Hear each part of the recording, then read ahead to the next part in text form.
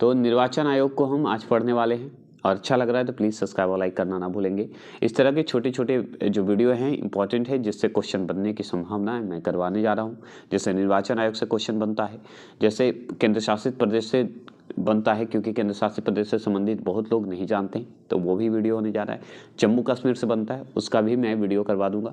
तो सारे वीडियो करवाने जा रहा हूँ, सिर्फ छोटा छोटा क्लिप है, इसलिए आज जो है 15 अगस्त पे स्पेशली सोच रहा हूँ कि सारे वीडियो छोटे छोटे वाले करवा दूँ, फिर बड़े वीडियो को जल्द खत्म कर दूंगा। जैसे संविधान संशोधन अंतिम वीडियो है, याद रखिएगा, फिर पंचायत अंतिम है, और आपका पंचायत के बाद खत्म हो जाएगा पॉलिटिकल, फिर बचेंगे आपके हिस्ट्री, जो कि हिस्ट्री खत्म करके फिर हमें साइंस भी चलना है, वन लाइनर।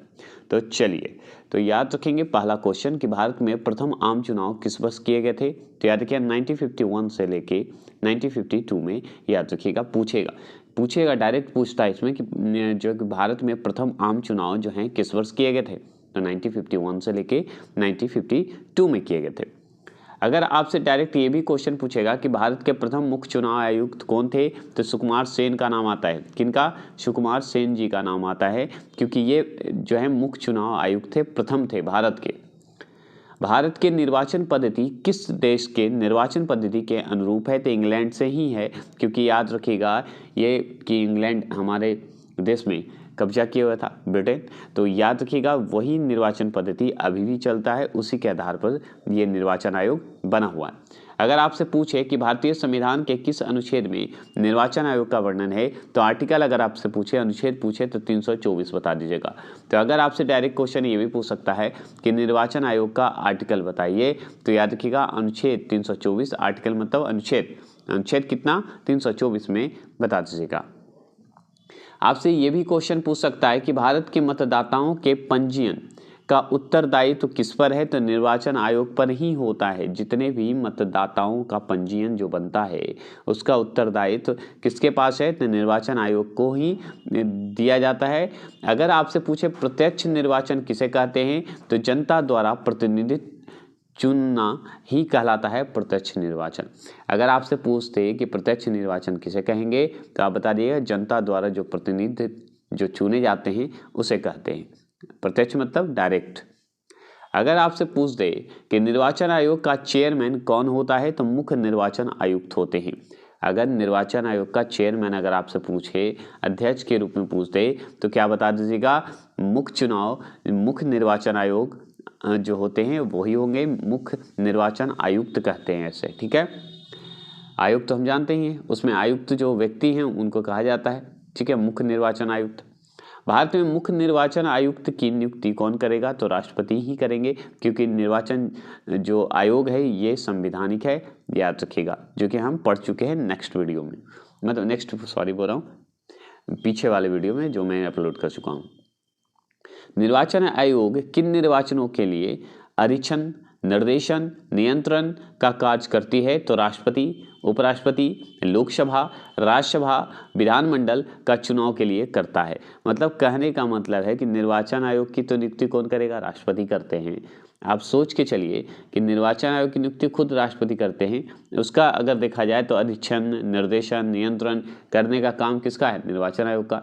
तो किसका करता है? ये चुनाव के लिए क्या जो है चुनाव होते हैं ना, राष्ट्रपति का चुनना होता है, उपराष्ट्रपति का चुनना होता है, लोकसभा का होता है, राज्यसभा का होता है, विधानमंडल का, सारा का चुनाव के लिए जिम्मेदारी किसके पास होती है? निर्वाचन आयोग को दिया गया है, याद रखिएगा। यही क्वेश्चन घुमाएगा अलग अलग तरीके से, जो कि आपको आज क्लियर हो गया। निर्वाचन आयुक्त की सेवा, शर्त तथा कार्यकाल निश्चित करता है? तो भारतीय संविधान का करता है, याद रखिए, भारत का संविधान करेगा, याद रखिएगा। भारत का संविधान हमेशा याद रखिएगा क्या करेगा? निर्वाचन आयुक्त की सेवा, शर्त तथा कार्यकाल निश्चित करता है, भारत का संविधान, निर्वाचन आयुक्त का। भारत में परिसीमन आयोग का अध्यक्ष जो है कौन होता है? तो मुख्य चुनाव आयुक्त ही होते हैं, जो कि निर्वाचन आयोग के ही जुड़े होते हैं, ठीक है, क्लियर। वही परिसीमन आयोग के अध्यक्ष भी होते हैं। अगर संसद द्वारा अगर मुख्य निर्वाचन आयुक्त तथा अन्य निर्वाचन आयुक्तों की सेवा शर्तों से संबंधित अधिनियम का पारित हुआ था, तो याद रखिए 1994 में ये पारित किया गया था, याद रखिएगा। अगर आपसे पूछे कि 1994 में क्या हुआ था भाई, तो संसद द्वारा एक मुख्य निर्वाचन आयुक्त तथा अन्य निर्वाचन आयुक्त की सेवा शर्तों से संबंधित अधिनियम बना था, जिसे हम अधिनियम 1994 बोलते हैं।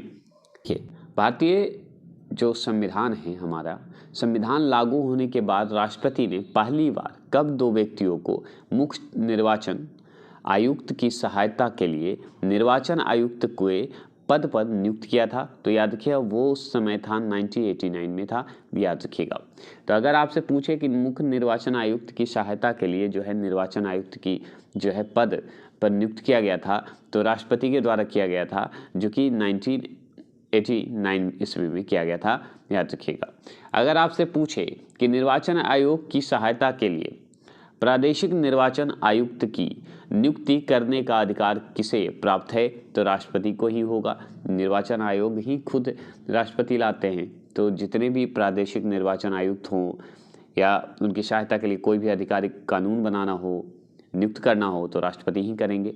बहुत ईजी क्वेश्चन था। अगर आपसे पूछे कि भारत के विभिन्न राजनीतिक दलों को राष्ट्रीय या क्षेत्रीय दल का दर्जा देने का अधिकार किसे है, चुनाव आयोग का है। तो चुनाव आयोग बहुत इंपॉर्टेंट है, याद रखिएगा। चुनाव आयोग है तभी सब कुछ है, क्योंकि सबका चुनाव करवाने का जिम्मेदारी चुनाव आयोग को ही है, चुनाव निर्वाचन आयोग को ही है कि नहीं। राष्ट्रपति हो, उपराष्ट्रपति हो, आपका विधानमंडल से हो, लोकसभा, राज्यसभा, प्रधानमंत्री, मंत्री जितने हैं सारे होते हैं।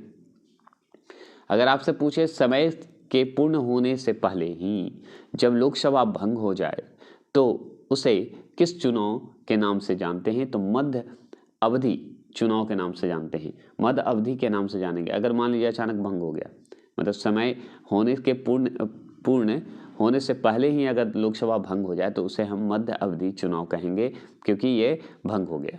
अगर आपसे पूछे भारत में पहली बार महिलाओं को मत अधिकार कब प्राप्त है, तो याद रखिएगा 1926 में हुआ था। 28 लिख दिया मैंने, 1926 में, मतलब 1926 में हुआ था।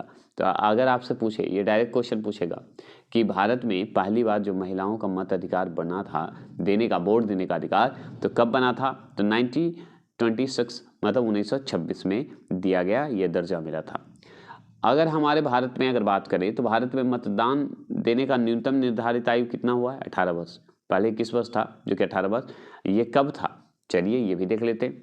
ये भी कन्फ्यूजन होता है ना, दिमाग में आता है कि भारत में मतदान की आयु सीमा जो 21 वर्ष से घटाकर 18 वर्ष कर दिया गया था, कब किया गया था, तो ये 1989 में किया गया था। जो कि 1989 क्यों इंपॉर्टेंट है, क्योंकि यहाँ पे देखिए इस क्वेश्चन को दिखा देता हूँ, क्योंकि ये राष्ट्रपति द्वारा पहली बार दो व्यक्तियों को मुख्य निर्वाचन आयुक्त की सहायता के लिए निर्वाचन आयुक्त के पद पर लाया था, तो ये 1989 इंपॉर्टेंट है, इसलिए याद रखिएगा। इस समय एक और काम हुआ था, 21 वर्ष से घटाकर 18 वर्ष हो गया था वोट देने का अधिकार, जो कि याद रखिए 1989 में ही हुआ था। 2 क्वेश्चन इससे बनेंगे, दोनों आप क्लियर कर लीजिए।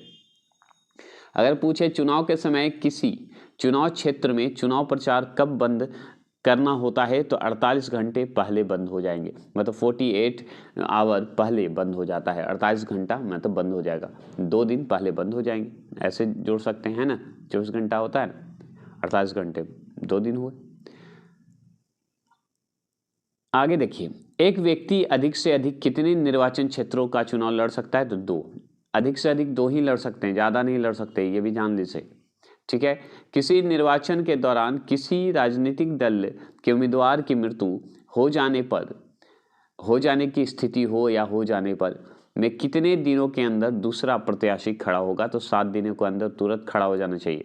अगर कुछ भी हो जाए, मृत्यु हो जाए या किसी भी स्थिति से हट जाए, तो याद रखिएगा 7 दिन के अंदर वहाँ पे जो है प्रत्याशी जो होते हैं रखना पड़ेगा, आना जरूरी है, भरना है, ठीक है। बाहरी आवाज़ को थोड़ा इग्नोर करिएगा, ठीक है। मुख्य चुनाव निर्वाचन आयुक्त को प्रति माह कितना वेतन मिलता है, तो याद रखिएगा 2,50,000 मिलते हैं, ये ध्यान रखिएगा। अगर अन्य निर्वाचन आयुक्त की बात करें प्रति माह, तो 2,25,000 मिलते हैं, ये भी ध्यान रखिएगा। देखिए पेमेंट से बहुत कम पूछता है, क्योंकि पेमेंट एक पर्सनल चीज़ है, तो पैसा से ज़्यादा नहीं पूछता है। अगर पूछ भी दे तो आप याद आपको दे दिया गया है, याद कर लेंगे, ठीक है। मुख्य निर्वाचन आयुक्त का जो है पदावधि कितने होते हैं, तो 6 वर्ष इसके भी होते हैं। 6 वर्ष से लेकर 65 वर्ष तक का आयु सीमा होता है, जो कि हम पढ़ चुके थे, ठीक है। अगर और अन्य निर्वाचन आयोग की बात करें तो इसका 6 वर्ष होगा, 62 ईयर्स आयु तक होंगे, बस ज़्यादा नहीं होंगे। तो देखिए, मेन जो मुख्य निर्वाचन होते हैं, मुख्य जो हेड होता है उसका 65 वर्ष तक आयु है, ठीक है। 6 वर्ष तो दोनों का है, ठीक है। लेकिन अन्य निर्वाचन की अगर बोले तो 62 वर्ष, याद रखिएगा, 3 वर्ष घटा दीजिएगा। अगर आपसे पूछे मुख्य निर्वाचन आयुक्त अपना त्यागपत्र किसे देता है, तो राष्ट्रपति को ही देगा, नियुक्त भी राष्ट्रपति ही करते हैं। अन्य निर्वाचन भी अपना त्यागपत्र किसे देंगे, तो राष्ट्रपति को ही देंगे, याद रखिएगा, प्रेसिडेंट को ही देंगे। दिनेश गोस्वामी समिति का संबंध था किससे, तो निर्वाचन सुधार से ही है। तो अगर आपसे डायरेक्ट क्वेश्चन पूछेगा कि एक समिति था, उसका नाम है दिनेश गोस्वामी, किससे संबंधित है, निर्वाचन सुधार से संबंधित है। अगर आपसे पूछे मुख्य निर्वाचन आयुक्त की जो है किस तरह पदच्युत किया जाता है, या मतलब हटाया जाता है, तो महाभियोग द्वारा ही हटाया जाएगा। अगर मान लीजिए इन पे कुछ हुआ कि ये अच्छे नहीं हैं, बुरे हैं, खराब हैं, मेंटली खराब हैं, तो अगर ऐसा हो तो महाभियोग लगता है, याद रखिएगा, इनको महाभियोग द्वारा हटाया जाता है। अगर पूछे ईवीएम का प्रयोग भारतीय चुनाव में कब से आरंभ हुआ था, तो याद रखिए 1998 से शुरू हुआ था, 1998 से शुरू हो गया था। तो अगर आपसे पूछे ईवीएम का जो वोट देने का है होता है, ईवीएम का शुरुआत हुआ था 1998 से शुरू हो गया था। अगर आपसे पूछे लोकसभा अथवा विधानसभा के किसी चुनाव प्रत्याशी की जमानत राशि कब जब्त कर ली जाती है, जब कुल मतदान जो होते हैं 1/6 मत भी प्राप्त नहीं होगा, तो इनकी जो है जमानत राशि जब्त कर ली जाएगी, नहीं तो तब तो मिल ही जाता है। भारत की प्रथम महिला मुख्य चुनाव जो है मुख्य निर्वाचन आयुक्त कौन थी, तो BS रामा देवी नाम है, रामा देवी का नाम आता है। तो ये चीज़ ध्यान रखिएगा कि प्रथम महिला मुख्य निर्वाचन आयुक्त जो थी वो कौन थी, तो BS रामा देवी का नाम आता है, जो कि प्रथम थी। पुरुष में अगर पूछेगा तो आपको मैंने बता दिया था, सुकुमार सेन का नाम आता है। अगर आपसे पूछे राज्यों में पंचायतों के चुनाव किसके द्वारा आयोजित किए जाते हैं, तो राज्य निर्वाचन आयोग द्वारा। तो आप जान लीजिए, राज्य की बात होगी तो राज्य निर्वाचन खाली लगा दीजिएगा, तो इसमें कोई क्वेश्चन की तो बात है नहीं कि आपको दिक्कत होगा। वह अधिकारी जो किसी निर्वाचन क्षेत्र में चुनाव और परिणाम की घोषणा करता है क्या कहलाता है, तो याद रखिए रिटर्निंग अधिकारी कहलाते हैं, याद रखेंगे। क्या कहलाएंगे, रिटर्निंग अधिकारी कहलाते हैं। तो वह अधिकारी जो किसी निर्वाचन क्षेत्र में चुनाव और परिणाम की घोषणा करते हैं, चुनाव का और परिणाम घोषित कर देते हैं, तो उसे रिटर्निंग अधिकारी कहेंगे। नेक्स्ट चैप्टर आएगा केंद्र राज्य से संबंधित। ये जानते हैं, बहुत इंपॉर्टेंट है। केंद्र राज्य से संबंधित क्वेश्चन तो बहुत बनते हैं और आता भी है, लेकिन केंद्र का क्या मुख्य भूमिका होता है, केंद्र और राज्य के बीच क्या क्या संबंध है, ये छोटे से वीडियो में आपको बहुत क्वेश्चन मिलता है। कहाँ से लिया गया, किससे हम अपनाए, तो ये सारे इंपॉर्टेंट है, ये जरूर देख लीजिएगा। और ये क्वेश्चन बनता है, और मैं 100% कर सकता हूँ, अगर इस बुक को आप पढ़ के जाते हैं तो हमें नहीं लगता कि कोई भी क्वेश्चन आपको छूटने वाला है। जीके चीज़ के मामले में हम चैलेंज ठोक के कर सकते हैं, क्योंकि ऑफलाइन ऑनलाइन दोनों में मैं ट्राई कर चुका हूँ। चलिए, जय हिंद, जय भारत। आज 15 अगस्त है, इसलिए भारत माता की जय।